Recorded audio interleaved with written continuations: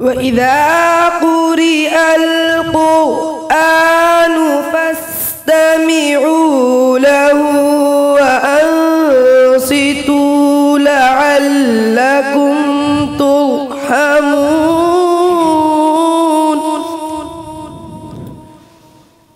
أعوذ بالله من الشيطان الرجيم.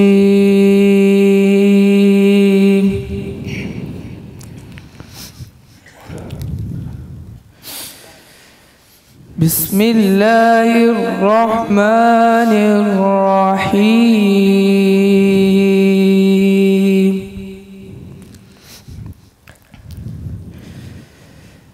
يا أيها الإنسان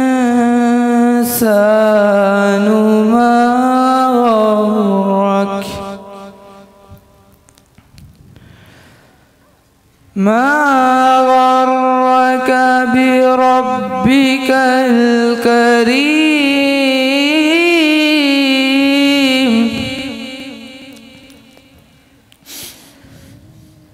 الذي خلقك فسواك فعدلك في أي صورة ما شاء ركبك. كلا بل تكذبون بالدين وإن عليكم لحافظين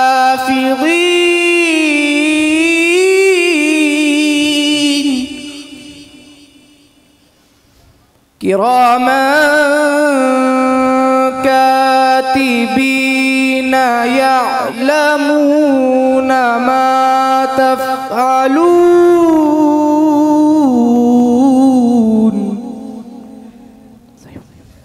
إن الأبرار لفي نعيم وإن الفجار لفي جحيم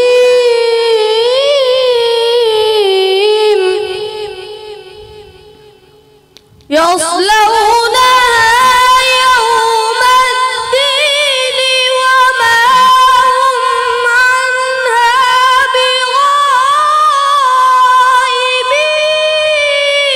بغائبين.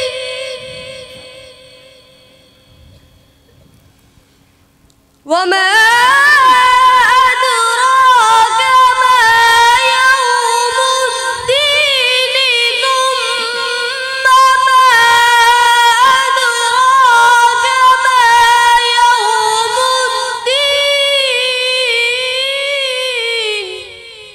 يوم لا تملك نفس لنفس شيئا والأمر يومئذ لله. صدق الله